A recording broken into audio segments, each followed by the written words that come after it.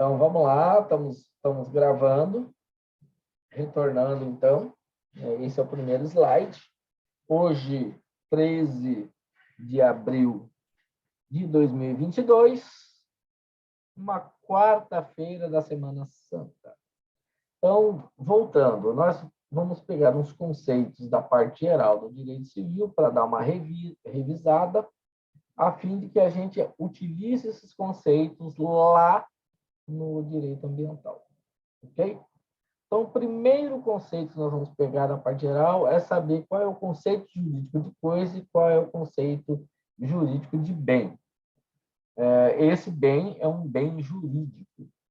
E toda vez que eu falar sobre direito, quando eu der o conceito de direito, entenda que o núcleo do direito tem um bem jurídico ali dentro que deve ser preservado, ok? Então, para eu entender o que é coisa, tem um outro conceito que o direito civil tem, que se chama personalidade jurídica. Tá? E o que é personalidade jurídica? É uma capacidade que nós temos, assim que nascemos, de atrairmos direitos e obrigações. Então, isso é personalidade jurídica. Então, é essa capacidade de eu estar atraindo direitos. Então, eu nasci, eu tenho direito à família, eu tenho direito a um nome, eu tenho direito à integridade do meu corpo, eu tenho direito à vida, eu tenho direito ao lar, só de nascer. Tá? E isso é inerente à personalidade jurídica. Ok? Então, para eu distinguir, para eu conceituar coisa lá no direito civil, eu digo o seguinte, olha, coisa é tudo que existe que não tenha personalidade jurídica. Ou seja, é tudo que existe no universo, tirando o homem. Porque o homem é o único que consegue ter personalidade jurídica. Então, você excluiu o homem, o que restou é coisa. Tá? Então, esse exemplo essa foto que está ali no slide, é um exemplo de coisa. O sol é uma coisa, a nuvem é uma coisa, o ar é uma coisa, o oceano é uma coisa, a ilha é uma coisa, os peixes que estão lá, a fauna marítima é uma coisa, a flora marítima é uma coisa. Por quê? Porque eles não têm personalidade jurídica. Eles não conseguem, por si só, atrair direitos e obrigações. Ok? É o que está escrito aí nesse slide. Pois é tudo que existe objetivamente, com a exclusão do homem. Tá? Essa próxima foto é um outro exemplo de uma coisa. Tá? Então, eu tenho o cavalo é uma coisa, esse é rei, né? A sela é uma coisa, o que está aqui embaixo, que é o bacheiro, é uma coisa, o freio é uma coisa, a ferradura que foi cravada na pata do cavalo é uma coisa. Tá? Então, por quê? Porque eles não têm personalidade jurídica. E isso é exclusivo do homem. Ok? Nesse processo que a nossa sociedade vem passando de ressignificações, você vê alguns movimentos na sociedade tentando atribuir, por exemplo, aos pets personalidade jurídica, como se eles tivessem direitos. Entendeu? Foram criando isso. Isso é uma ressignificação, uma mudança. Se isso é correto ou se não é correto, eu não sei. Mas no direito clássico, você dizer que um pet tem direitos não existe. Por quê? Porque ele não tem personalidade jurídica. Ok? Qualquer coisa, vocês perguntam. Bom, bens, tá? Bem ou bem jurídico são coisas, mas são coisas que, sob o ponto de vista do direito, eles têm um atributo diferente, tá? Quais são os requisitos que atribuem ao bem jurídico um atributo diferente? Eles precisam ser úteis, raros, ou seja, não existe por si só, do nada, né? São suscetíveis de apropriação, ou seja, eles são possíveis de pertencerem ao patrimônio de alguém e contêm valor econômico. Então, eles têm que ter todos esses requisitos, não pode faltar nenhum deles, senão ele continua sendo só coisa. Então, bem, né, uma coisa, para ser considerado um bem jurídico, ele precisa ser útil, ter uma utilidade, uma aplicabilidade, tem que ser raro, não existe do nada, né? Não fica, tipo assim, o ar, né? O ar, do ponto de vista do direito, ele é uma coisa. A qualidade do ar é um bem jurídico, porque é raro. Então, ele precisa ser útil, precisa ser raro, ele precisa ter a condição de pertencer ao patrimônio de alguém, por isso que ele fala suscetíveis de apropriação, e precisa ter um valor econômico. Senão, ele não é considerado um bem, continua sendo coisa. Então, a gente diz o seguinte, que um é gênero, o outro é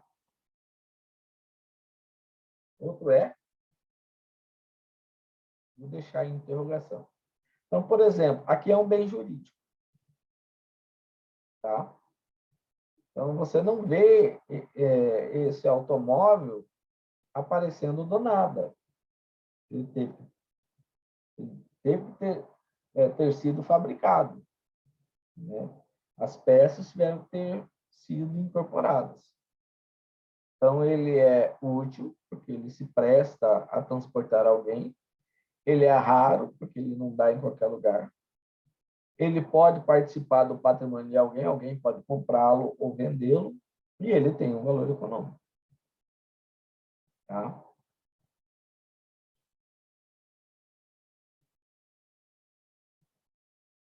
Bom, com relação, agora nós vamos fazer entender a classificação das coisas, no caso dos bens. Tá? Com relação à sua capacidade de mobilidade, nós temos 3 formas de classificar os bens.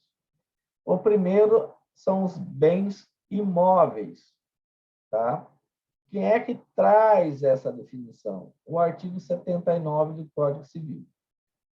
Ele diz o seguinte: são bens imóveis o solo e tudo que eu consegui incorporar no solo, seja por um processo natural, que eu plantei alguma coisa, que germinou, cresceu e ficou frondoso, ou seja uma incorporação artificial que eu fui construindo. Então, por exemplo, aquela foto ali de baixo é a foto do Taj Mahal. Eu consigo ver aquilo ali tudo forma um conjunto de um bem imóvel. Então, as construções e aquelas torrezinhas do lado, acho que são milares, eles não nasceram do nada, foi construído pelo homem. Então, essa incorporação foi artificial. Já o lago e as árvores, o lago também é artificial, estava ali.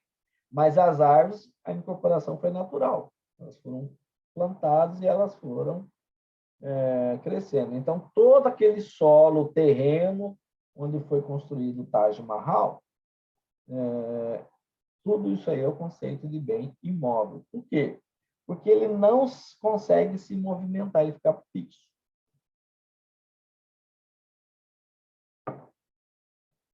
Bens móveis é o oposto do bem imóvel. Tá?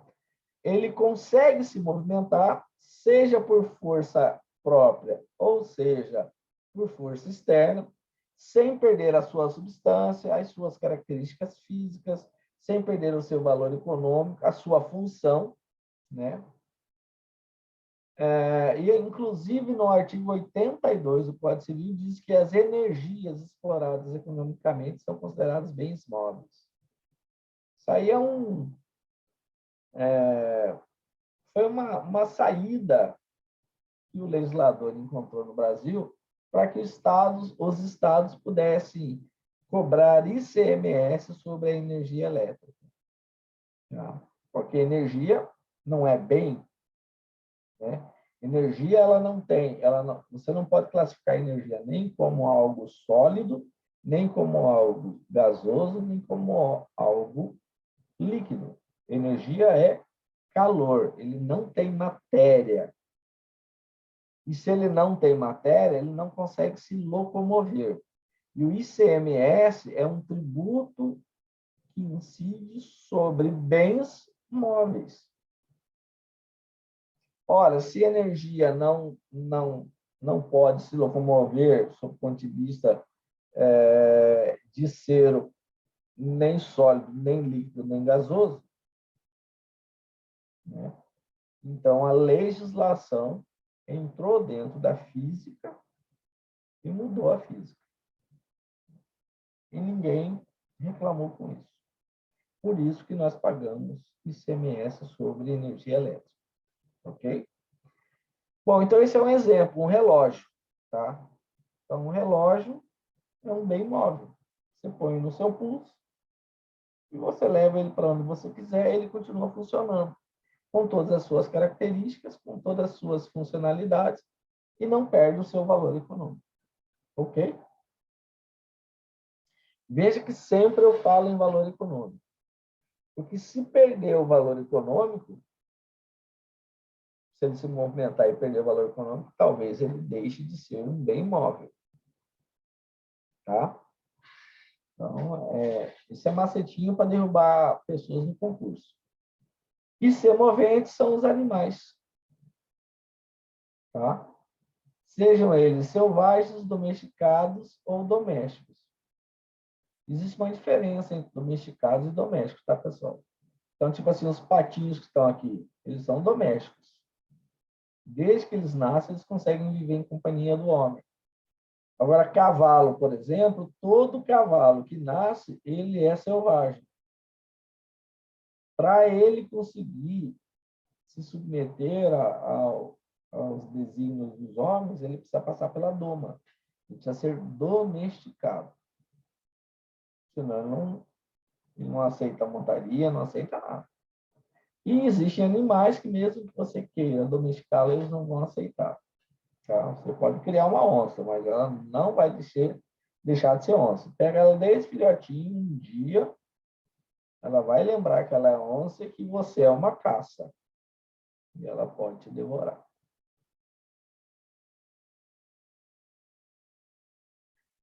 Bom, uma outra forma de classificar os bens é com relação à possibilidade de eu substituí-los por outro. Então, fungíveis serão os bens móveis. Não existe bem imóvel fungível. São bens móveis que podem ser substituídos por outro, da mesma espécie, da mesma qualidade, da mesma quantidade. Tá? Então, eu dei um exemplo: tintas, pincéis, uma tela para pintura. Você foi, passou numa papelaria e comprou uma tela. Quando você chegou em casa, você percebeu que ela tinha um probleminha lá, uma sujeirinha. Você volta lá na livraria e troca essa tela por outra, para você poder pintar. Isso é uma característica dos bens fungíveis, que eles permitem a sua substituição. Tá? E aí, o contrário dos fungíveis, né? Então, por exemplo, aqui eu dei um exemplo, aqui são garrafas de uísques. Tá? Eu posso ir lá comprar uma garrafa dessa, quando eu cheguei lá em casa, vi que tinha uma sujeirinha dentro, eu vou lá e então não quero substituir essa, aqui tem alguma coisa aqui dentro que não está legal. Eu pego outra no lugar. Tá? Esse é o melhor uísque que tem no planeta. Tá? Não, é difícil de achar aqui no Brasil. E aí, o contrário dos bens fungíveis são os infungíveis. Eles têm alguma qualidade intrínseca, pessoal, individual, que fazem com que essa coisa móvel seja única. E aí, a partir desse momento, eles não permitem ser substituídos por outro. que não existe outro igual, já que ele é único. Tá? Então, aquela coisa que eu falei, você foi ali na papelaria, você comprou uma tela, comprou pincel, comprou tinta. Cada coisa daquilo ali são bens fungíveis. Mas na hora que você pintou, mesmo que você tente pintar novamente igualzinho, não sai mais. Então, aquele quadro, aquela obra de arte é única, mesmo que você queira fazer outra igual. Fazendo à mão, esquece que não sai mais. Então, isso transformou aquela obra, aquela tela, algo único. Existe uma individualidade intrínseca que ninguém mais consegue tirar. Isso é o que classifica aquele bem móvel como infungível. Ele não pode ser substituído.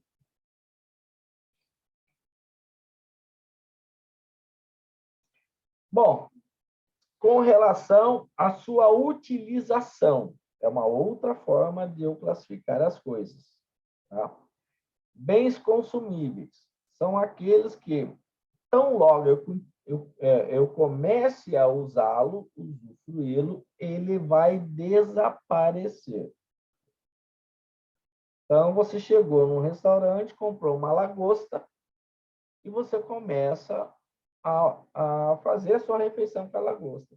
Quando você terminar, não existe mais lagosta. Então, isso é uma característica dos bens consumíveis. Ou seja, o seu usufruto, né, importa na sua imediata destruição. Você abriu uma garrafa de suco, tomou o suco, acabou o suco. Fora isso, o Código Civil também diz que as coisas, sejam quaisquer elas, que estejam destinadas à venda, ou seja, à alienação, nesse período que ela estiver destinada à venda, é também classificado como um bem consumível. Tá?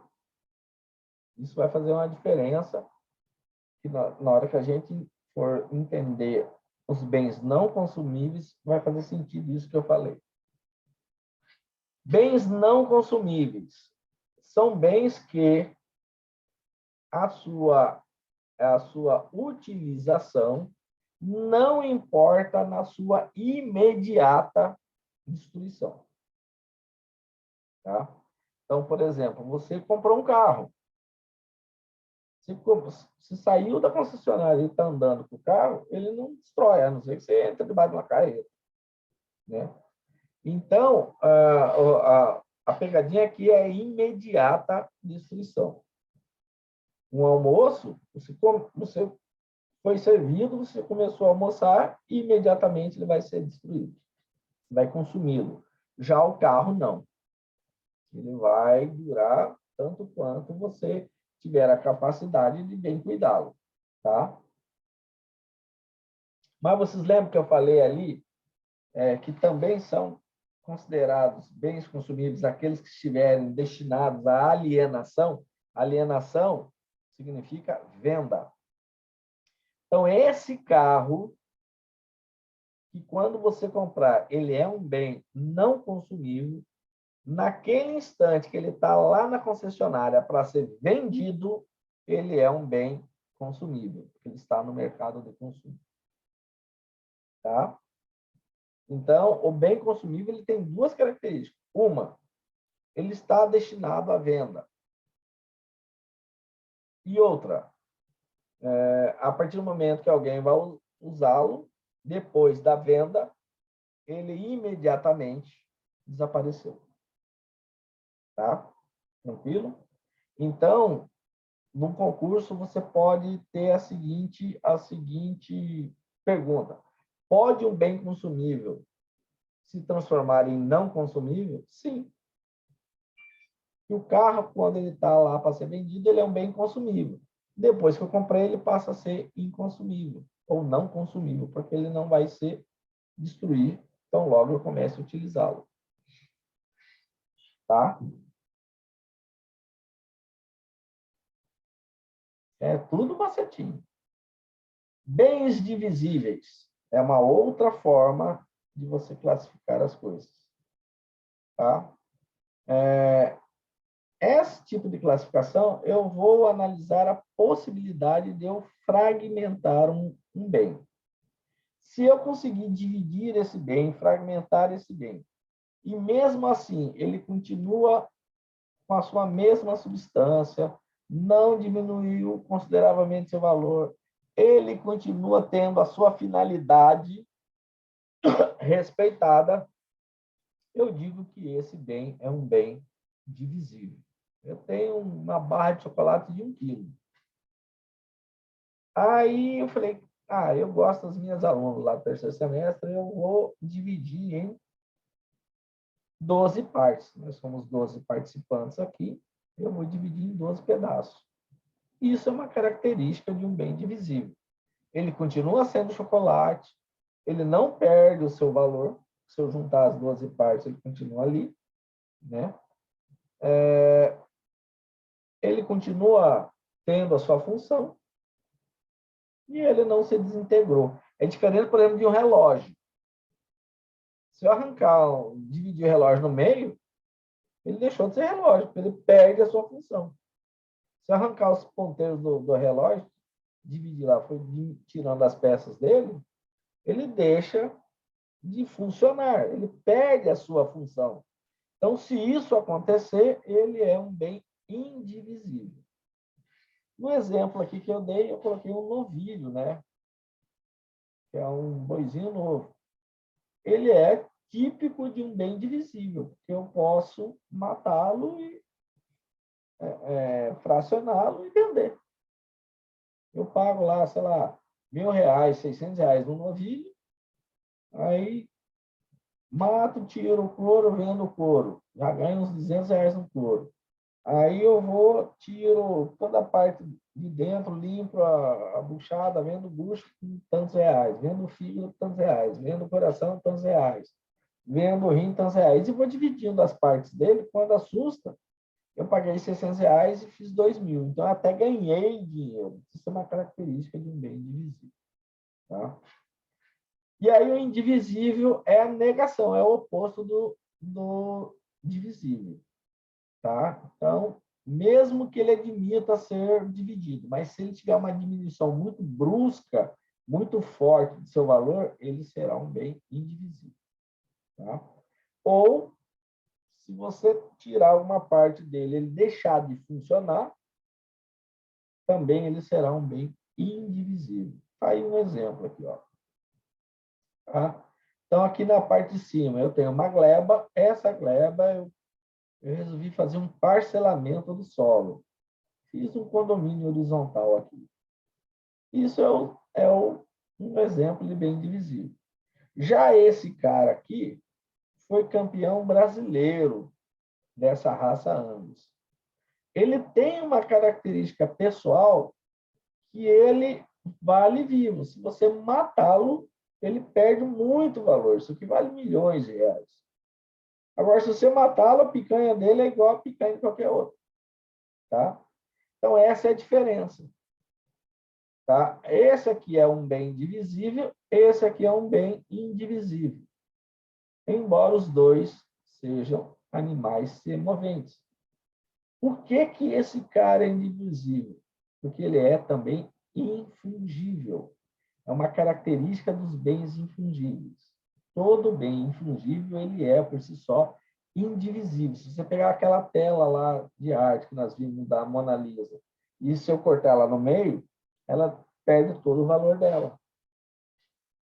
Então, todo bem infungível, que não pode ser substituído por outro, ele também tem essa característica de ser indivisível. Ele tem uma individualidade dele, ele tem uma particularidade pessoal que o torna único, importante, raro. E tudo que é raro é caro, tem alto valor econômico.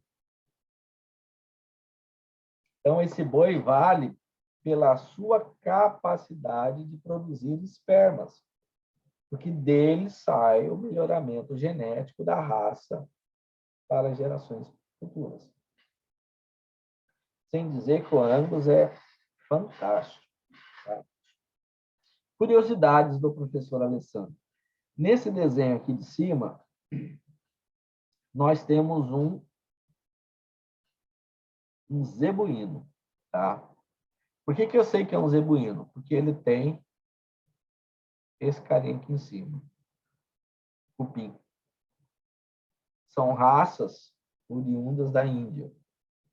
Esse aqui é um taurino. Tá? É uma característica do taurino ele não ter o cupim. São raças oriundas da Europa. Tá? Como as raças europeias gostam de clima frio e as da Índia gostam de clima tropical, então, no início da colonização brasileira, que isso aqui não tinha aqui, foram trazidos os zebuínos para o Brasil, porque eles se adaptavam melhor ao nosso clima. Hoje, nós já temos, no Brasil, os taurinos das raças europeias climatizados. Nem se compara, do ponto de vista do sabor e da maciez, um taurino de um zebuíno. Isso eu entendo. Bom, fizemos então toda a parte da classificação do objeto do direito, que são os bens. O núcleo do direito, ele é formado pelos bens. Agora nós vamos descobrir quem é o dono do direito, quem é o titular do direito. Existem 4 formas de eu classificar essa titularidade. Quem é o possuidor, quem é o que tem o senhorio sobre um determinado bem jurídico. Primeiro que tem é o individual, tá? Em termos de titularidade. E que foi o primeiro conceito que apareceu no direito, tá, pessoal? Isso vai lá na época dos senhores feudais. Eles eram donos de tudo. Então, o dono lá do castelo e das áreas, né, daquela terra dele lá, ele era um conde, um barão, seja lá quem ele fosse.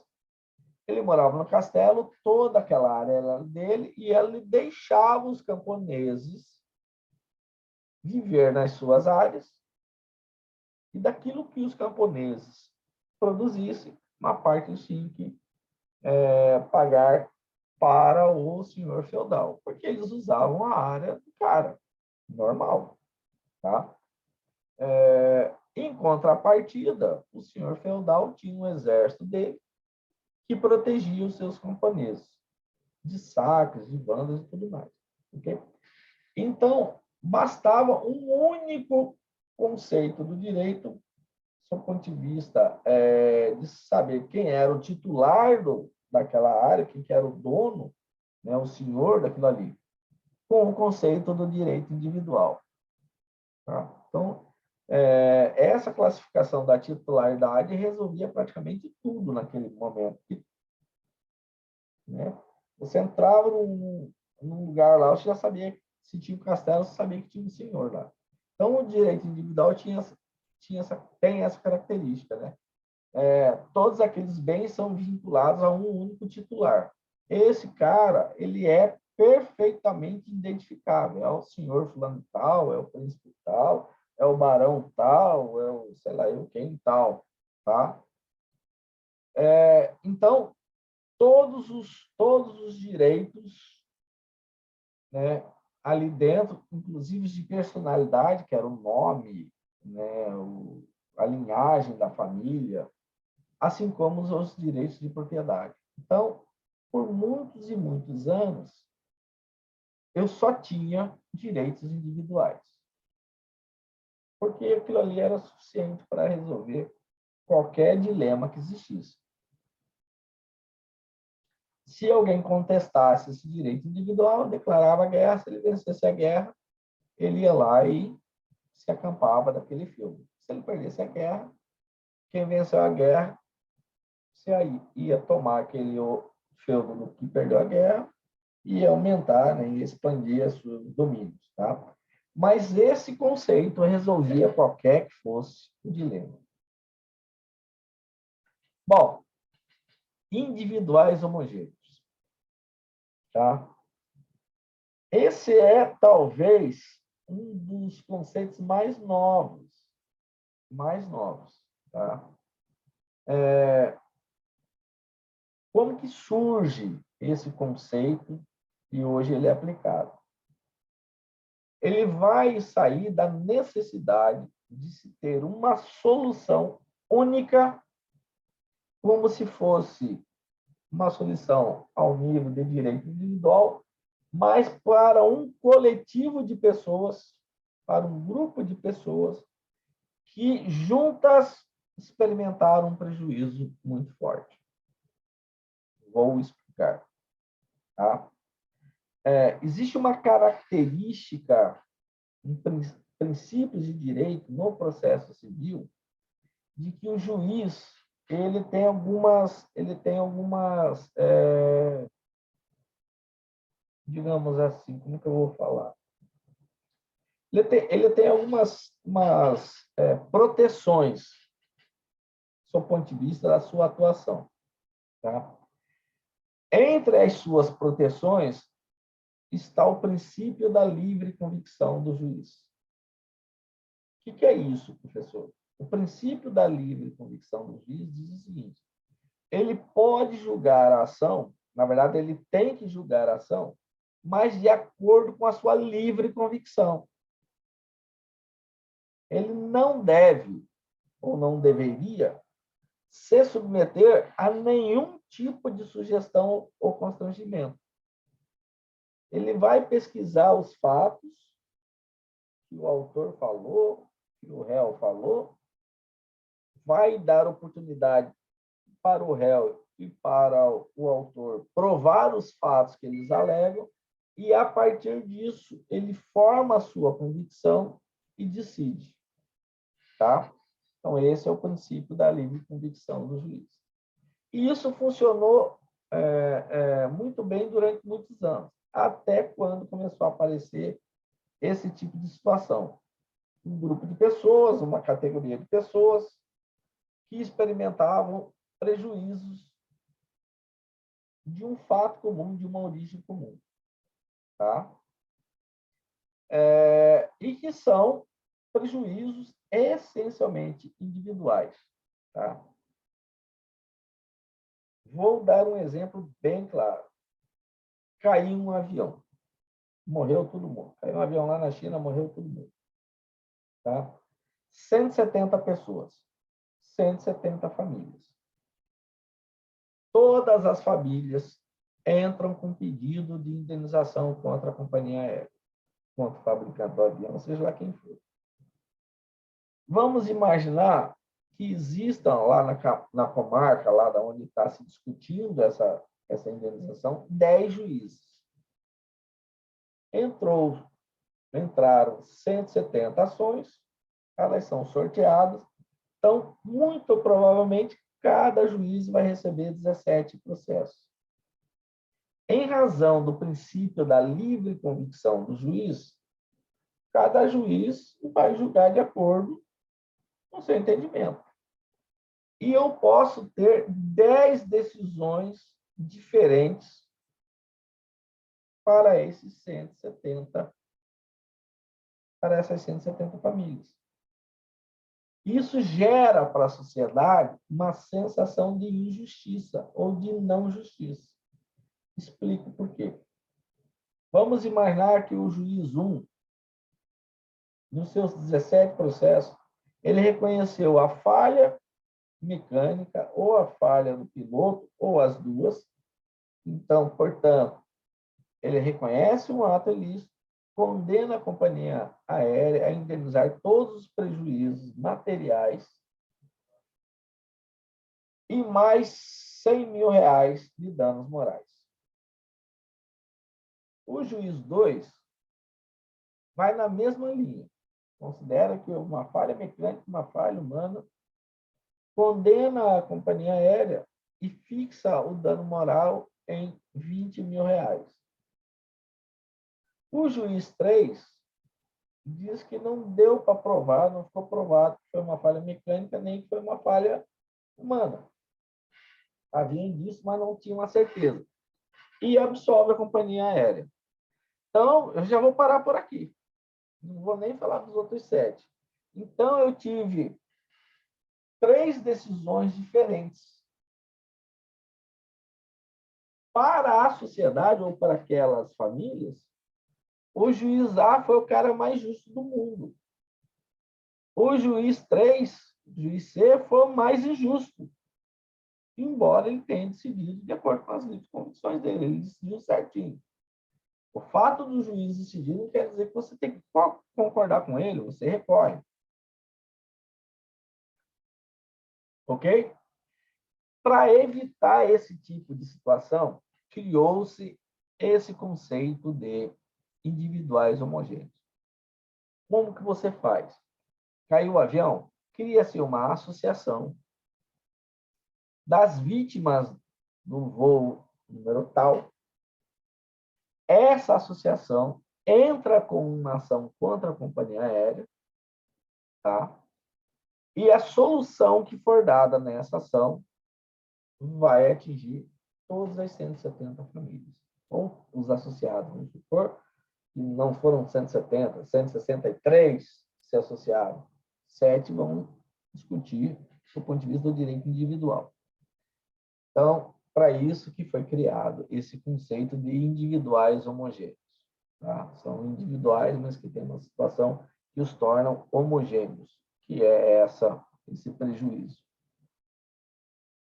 Bom, esse conceito aqui dos direitos da titularidade coletiva, né, do direito coletivo, ele vem logo depois dos individuais, lá o primeiro.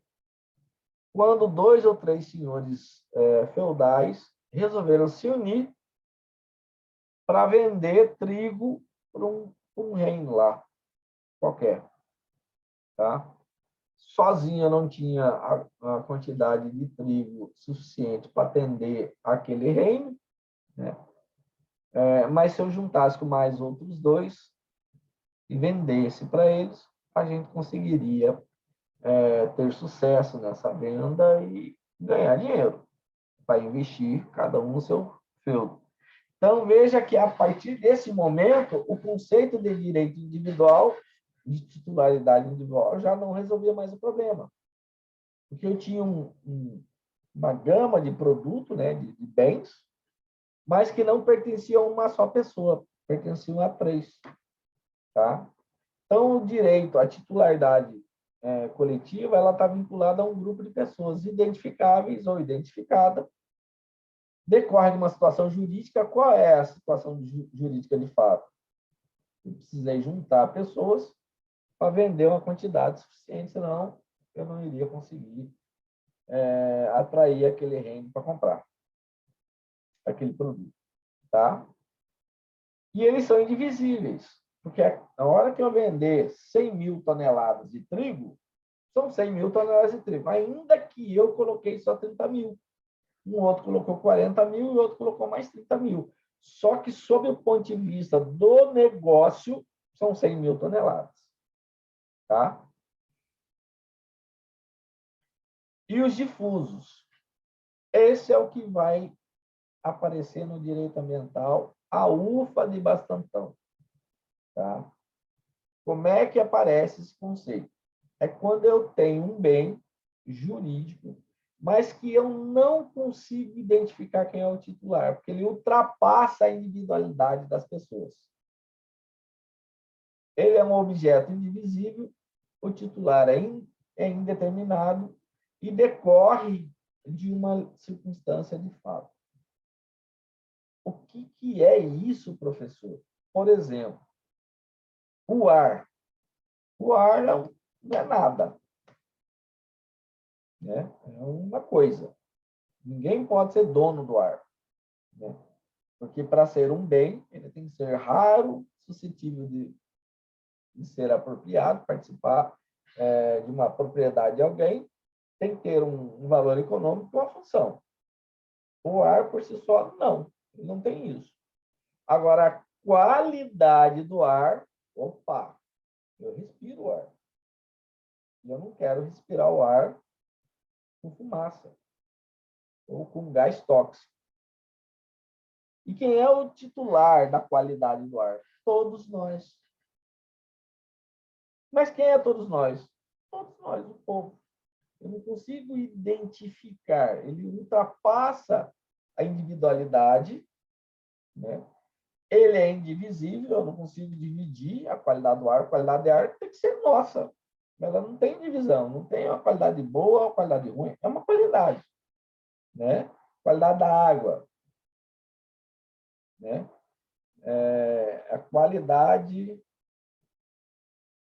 Aí eu posso entrar no qualidade do alimento, posso entrar num monte de coisa. Então, essa classificação da titularidade dos direitos difusos vai nascer exatamente em razão do direito ambiental. Eu precisava categorizar essas questões que ultrapassavam a questão da individualidade, seja ela individual homogênea ou coletiva, para eu fazer uma proteção jurídica de um bem indivisível e que impacta todo mundo. Então, às vezes, a pessoa faz um fogo lá em Sinop, ele está atingindo um direito meu aqui em Cuiabá, porque aquela fumaça chega aqui em Cuiabá. Alguém vai furar um poço artesiano, sei lá, 200 quilômetros daqui, mas o lençol freático é o mesmo. Então, eu preciso saber o que ele está fazendo lá para ele não contaminar o lençol freático a 200 quilômetros de lá, e na hora que eu for pegar água aqui para suprir a necessidade de um bairro, eu tenho qualidade da água respeitada. Então, essa é a característica da titularidade difusa, que é que, essencialmente, nós vamos tratar no direito ambiental. Alguma dúvida, alguma pergunta? Estão tudo em silêncio. Agora vamos entrar propriamente. Até o momento não, professor, está tranquilo.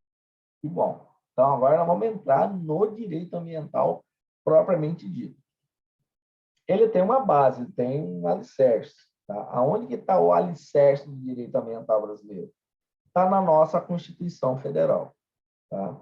Lembrando que nós já tivemos no direito funcional, a Constituição é a nossa lei mais forte, do ponto de vista hierárquico é de maior posição, né? E ali nela está, então, a base, o alicerce, o fundamento do direito ambiental brasileiro. Precisamente no artigo 225, tá? Ok? Nesse slide aqui, o que eu estou falando? Que a Constituição Federal atenta à realidade do final do século XX, né? Que ela é de 1988, finalzinho do século XX, onde as sociedades de massa experimentaram um desordenado e forte crescimento e com um desenvolvimento tecnológico que a todo momento propõe quebras de paradigmas.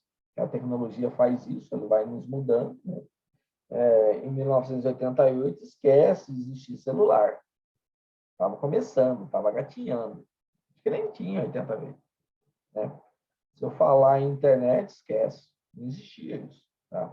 Então, a tecnologia ela vai quebrando paradigmas, ela vai te jogando uma realidade e a coisa é acelerada. E aí, a nossa Constituição entendeu que ela precisava adequar a velha cultura jurídica, que foi herdada do direito romano, para uma nova categoria de direito, que ultrapassa os limites do privado, do direito privado, que é a posse-propriedade, e do direito público, que é a administração pública, como instrumentos para tutelar os bens ambientais denominados direitos difusos.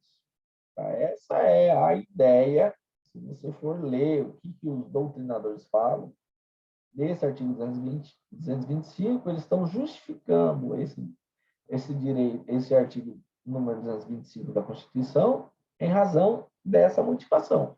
Foi isso que motivou o legislador, o constituinte, a colocar o artigo 225 na Constituição. Está ele aqui. Óbvio que esse é só o caput, só a cabeça do artigo. Ele tem vários incisos e parágrafos. Tá? Mas esse caput, ou seja, a cabeça do artigo, a parte principal dele, ele traz toda a essência do direito ambiental brasileiro. Tá? Ele diz o seguinte: todos, quem são todos? Todos. O povo tem direito ao meio ambiente ecologicamente equilibrado. Esse meio ambiente ecologicamente equilibrado é um bem de uso comum do povo. E ele é essencial à sadia qualidade de vida. E esse direito, ele precisa ser preservado e defendido. E esse dever de preservar e defendê-lo é de quem? É do poder público e da coletividade. Não só para as presentes, como para as futuras gerações. Esse artigo aqui ele vai trazer um monte de princípios, tá? Um monte, né? Só de você ler. Então, os doutrinadores eles começam a debater na academia e vai achando os princípios. É aquilo que a gente aprendeu lá no Direito 1, né? Quando você lê a Constituição ou uma lei, você lê na linha ou nas linhas e interpreta nas entrelinhas. Então, por exemplo, de cara, eu posso falar aqui de dois princípios, tá? O princípio do desenvolvimento sustentável, ou seja, eu não posso acabar com o meio ambiente, não posso desequilibrar o meio ambiente, e o princípio intergeracional, essa defesa e essa proteção desse meio ambiente, ele se destina não só às presentes gerações, mas como também às futuras gerações. Isso só assim na largada, mas tem outros princípios que nós vamos ver lá na frente. Ok? Bom, então nós vamos destrinchar esse artigo aqui para a gente. Né? Voltando aqui. Toda vez que eu falar em direito, eu vou ter um núcleo, ou seja, o bem, eu vou ter um titular, eu vou ter alguém que tem uma obrigação, e qual é o núcleo dessa obrigação. Todo direito corresponde a uma obrigação e vice-versa. Não existe um direito que não gere uma obrigação. Isso é uma característica do direito. Lembra lá na aula passada que nós vimos? O direito é emanado de um órgão soberano que ele é coercivo. Se alguém não observar, ele vem impune, sanciona. Né? Então, ele vai trazer sempre esse binômio. Ele reconhece o patrimônio de alguém e, ao mesmo tempo, ele atribui uma obrigação a outrem de respeitar esse direito. Tá?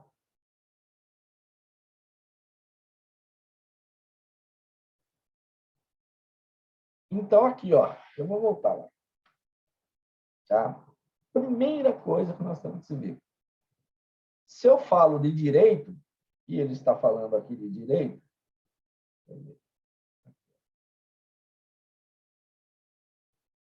ele fala de direito. Quando ele fala de direito, eu tenho que dizer qual é o núcleo do direito. O que é esse direito? Alguém poderia me dizer? De que direito ele está falando? Qual é o objeto desse direito?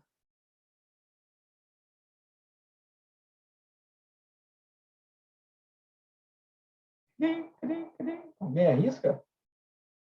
De que direito o artigo está falando?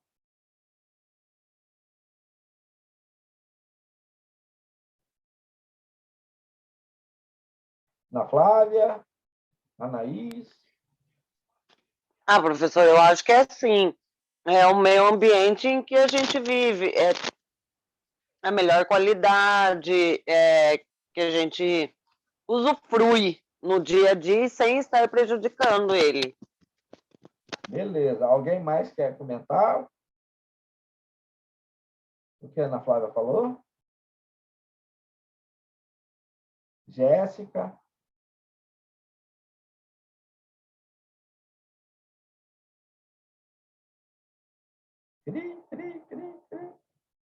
Vamos lá.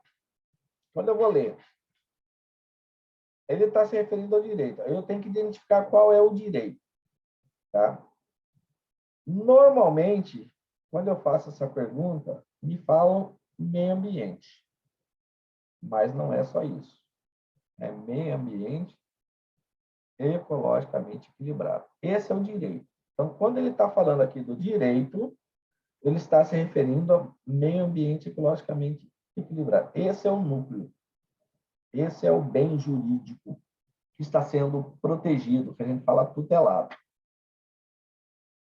Bom, esse direito tem que ter um titular. Tá? Quem vai ser o titular?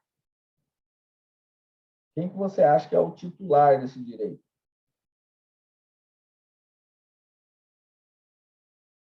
A população, o povo.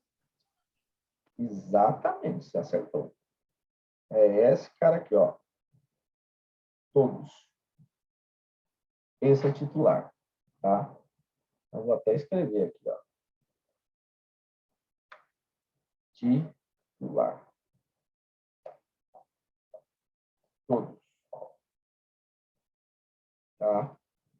Todos. Esse é o titular, tá? Um núcleo de direito, meio ambiente ecologicamente equilibrado. Tá? Aonde que está o dever? Se eu falei que direito tem uma obrigação. Qual é a obrigação? De manter o ambiente saudável. De Ecologicamente cuidar do meio equilibrado. ambiente, né? Que é manter o meio ambiente ecologicamente equilibrado. Então, tá aqui, ó. Uhum. Dever de defendê-lo e preservá-lo. Essa é a obrigação. Então, todo direito corresponde a uma obrigação. Tá? Vou escrever aqui embaixo. Obrigação.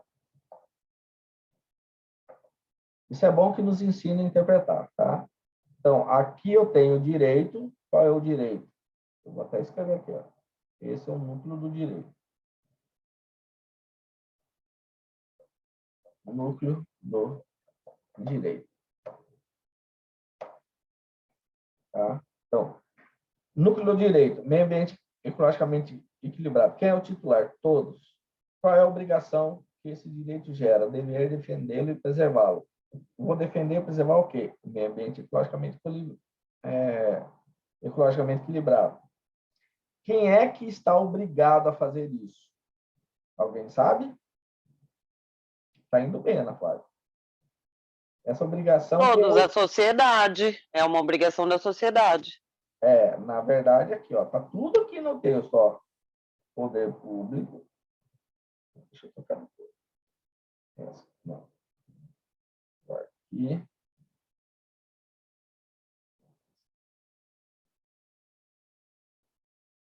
Volta. Tem hora que eu apanho isso aqui, você não tem noção. Não, volta, rapaz, não quero você. Aí. Vamos lá. Quem é o... Se eu tenho um titular do direito, eu tenho um titular da obrigação. O titular da obrigação, que o meu amigo não quer ir, é o poder público e a coletividade. Aqui tem um macetinho, gente. Tá? Aqui tem um macetinho. Essa coletividade é diferente de todos, tá? Deixa eu só escrever aqui antes. Não sei aonde que eu vou escrever. Vou colocar aqui, ó. Deixa eu ver aonde que eu vou colocar. Aqui, ó. Vou colocar aqui, ó.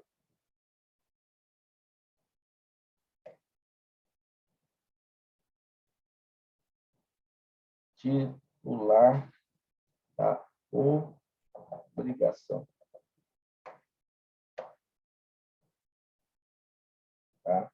Então, titular da obrigação, poder público e a coletividade. Titular do direito.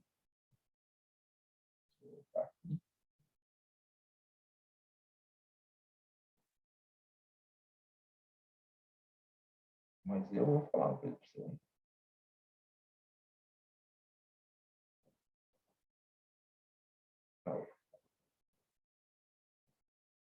Para fazer a diferença. Tá? Então, titular do direito, todos. Qual é o núcleo do direito? Meio ambiente ecologicamente equilibrado. Qual é a obrigação? Dever de defendê-lo e preservá-lo. Quem é o titular da obrigação? Poder público e coletividade. Neste caso, a coletividade é diferente do todos.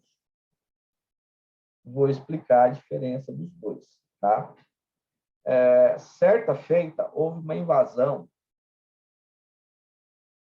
O município de Cuiabá estava fazendo aquela Avenida das Torres. Quando ele abriu, inaugurou, ficou tudo bonitinho, tal, bacana. Tinha uma área ali do lado que houve uma invasão do pessoal.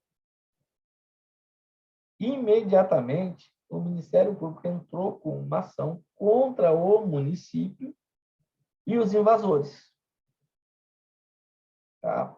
Houve uma invasão para os caras fazerem lá um bairro, lá, alguma coisa assim. Aonde que entrou a responsabilidade do município? E no caso aí é o poder público, era evitar a invasão. E quem que era a coletividade? Aqueles invasores.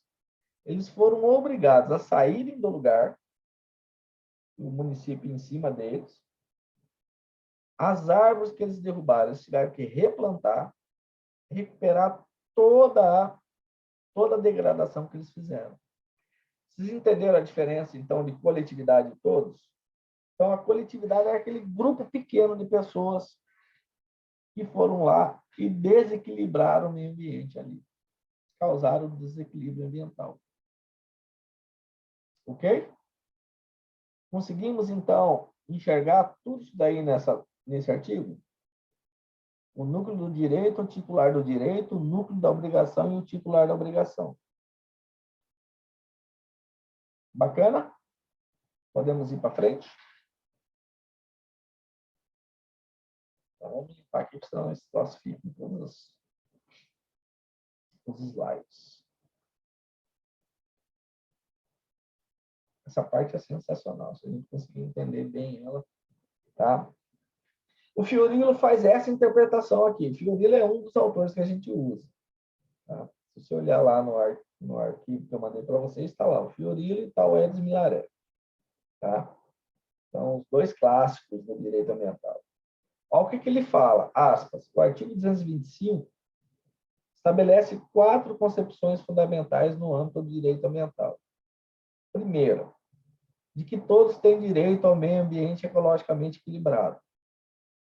Segundo, de que o direito ao meio ambiente ecologicamente equilibrado diz respeito à existência de um bem de uso comum do povo e essencial à sadia qualidade de vida, criando em nosso ordenamento um bem ambiental, que ele vai ser indivisível e o titular vai ser difuso. C, que a Carta Maior, ou seja, a Constituição, determina tanto ao poder público como à coletividade o dever de defender o bem ambiental, assim como o dever de preservá-lo. E, por último, de que a defesa e a preservação do bem ambiental estão vinculados não só às presentes, mas como também às futuras gerações. Tá?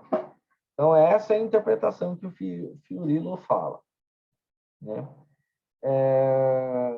Tinha uma coisa que eu queria falar, eu estava lendo aqui, eu lembrei, mas aí fugiu da minha memória o que eu queria falar. Ah, tá, lembrei. Esse curso eu já dei na formação do CFSD lá na Polícia Militar. Né? Esse curso já foi voltado mais para a formação da Polícia Militar e eu dei esse curso lá. Bom, o que acontece? Eu sempre faço essa pergunta. Tá? Imagina você estar na Polícia Ambiental, foi fazer uma vistoria, uma fiscalização em algum lugar lá no meio do Pantanal e achou um couro de jacaré.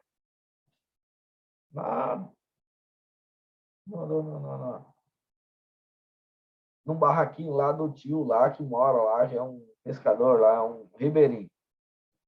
E eu sempre faço essa pergunta. O que vocês vão fazer? A grande maioria dos alunos fala, não, eu vou prendê-lo. Né? Aí, por que você vai prendê-lo?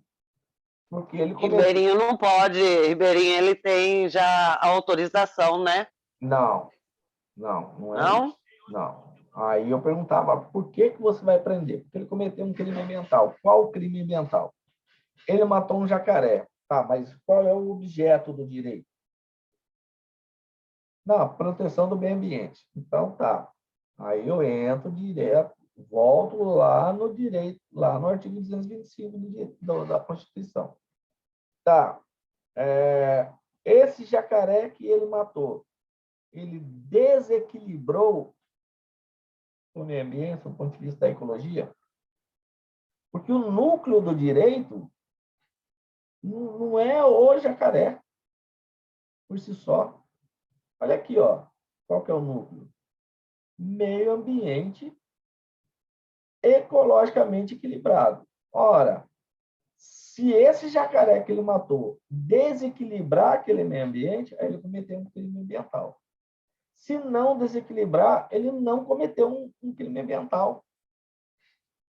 A gente não pode ficar, nós que temos, que estudamos, que fazemos curso superior, e nós temos que desenvolver um senso crítico, nós não podemos ficar presos ao que a imprensa fala. Porque eles não falam do seu ponto de vista científico. Ontem eu estava vendo num grupo que eu tenho, as pessoas comentando e ridicularizando uma fala do deputado Wilson Santos, né? O repórter pergunta, faz uma pergunta para ele, mas o jacaré come peixe. Aí ele fala, na fase em que ele é ainda jovem, ele não come peixe. Eu acho que ele errou na hora de ele falar. Ele come besouro. Aí o repórter falou, mas eu nunca vi um jacaré com besouro na boca. Na verdade, o repórter nunca viu um jacaré, pelo que ele falou. É que na fase infantil e jovem, o jacaré normalmente ele vai comer pequenos moluscos, que são caramujos, que tem muito no Pantanal, caranguejos, que tem muito no Pantanal. Vai comer essas coisinhas. O jacaré come uma vez por semana. A cada 7 dias ele come. Tá? É incrível isso. Eu fui estudar o jacaré, entrei na Exalc, que é uma das faculdades mais respeitadas no Brasil sobre essa parte da fauna, né, de manejo de fauna no Brasil, e eu fui estudar. Eu precisava fazer uma pesquisa, exatamente quando eu dava aula lá na polícia. Tá? Então, o que o deputado falou está correto. Talvez, ao invés de ele falar besouro, ele falasse um caramujo, um caranguejo, que tem muito no Pantanal. Poucas pessoas sabem disso. Né? Quando ele é adulto, aí sim ele vai comer peixe, e vai comer peixe com força.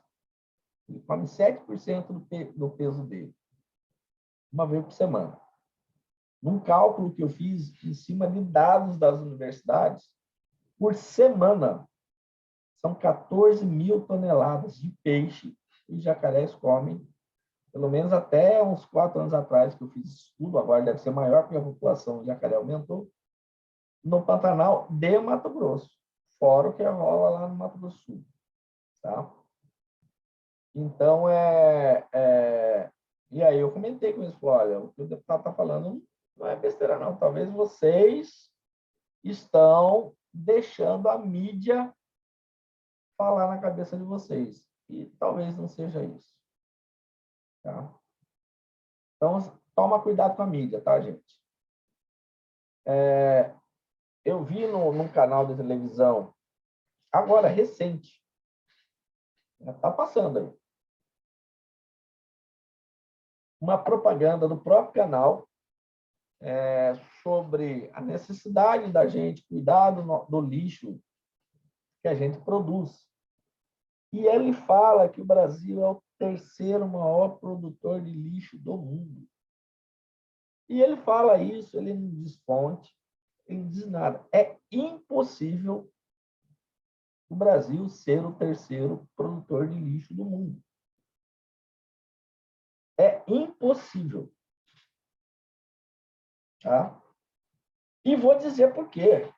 Se a gente entrar na internet e ver em termos de população, nós não somos a terceira maior população no mundo. Longe disso. Longe. é impossível a gente produzir tanto lixo de casa que nos coloque em terceiro lugar no mundo. É um número que não encaixa. Não tem como você pegar uma carreta e colocar numa vaga de garagem de um Fusca. Por isso que a gente tem que ter senso crítico. Quando eu vi isso na televisão, eu falei, eu não acredito, cara, mais uma mentira que estão colocando na população. E falam do nada, não diz qual é a fonte, não diz nada. Simplesmente afirma, o Brasil é o terceiro maior produtor de lixo do mundo. Cara, é brincadeira. Né? Para mim, eu fico até ofendido, porque eu faço conta o tempo todo. O cara está falando comigo, eu estou olhando. Falei, vamos ver até onde vai. Né? Qual é a fonte dele? Onde que ele pesquisou? Cadê os números? Eu trabalho nessa área. Eu direto estou lendo. Então, você tem que tomar cuidado muito com o que a imprensa fala, porque eles nos manipulam com força. E falam assim, sem medo de ser feliz. Quem mais propaga fake news são essa grande imprensa aí que está aí. Teve um veículo de comunicação de São Paulo que publicou a morte da rainha da Inglaterra. Agora, foi recente. Depois foi lá e pediu desculpa, e ficou por isso mesmo. Mas muita gente se convenceu que a velhinha tinha morrido.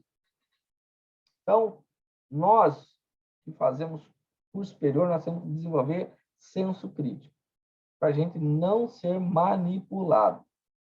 É um problema que nós temos pela frente. Pessoal, já vai ser 10 horas, já passou mais de uma hora que a gente está dando aula. Muito bom. Gostei demais de estar com vocês aqui. Mas nós vamos parar por hoje, tá bom? Que nada, professor. Vamos continuar papeando. Não, já são Ô, 10 tadinha horas. da minha querida vovó, estão querendo matar ela, né, professor? Cara, ela é diferenciada. Viu? Ela é. Essa é. Rapaz. Mas então tá, professor. Muito obrigada pela aula. Nada que isso. Vocês são ótimos, tá? Bom, dessa vez eu gravei, amanhã eu vou juntar lá no... Para você também, Jéssica. Eu que agradeço. Amanhã eu já junto lá no AVA e qualquer coisa a gente vai conversando, tá bom? Tá bom, então. Obrigada, professor. Boa Nada. noite. Boa noite. Uma ótima Páscoa para vocês. Amém. Para o senhor também, para toda a sua família. Que Deus, né, aí eu vou falar da minha fé, serve para mim. Eu sou cristão, né, sou presbiteriano. Então, que Jesus abençoe vocês, né? Proteja vocês, dê saúde, dê paz, dê sucesso nessa profissão que vocês logo, logo vão estar desenvolvendo e conte comigo, tá bom? Amém. Muito obrigada por tudo, para o senhor também. Tá bom. Um abraço a todos. Fique por Deus. Tchau, prof. Tá bom. Tchau, tchau.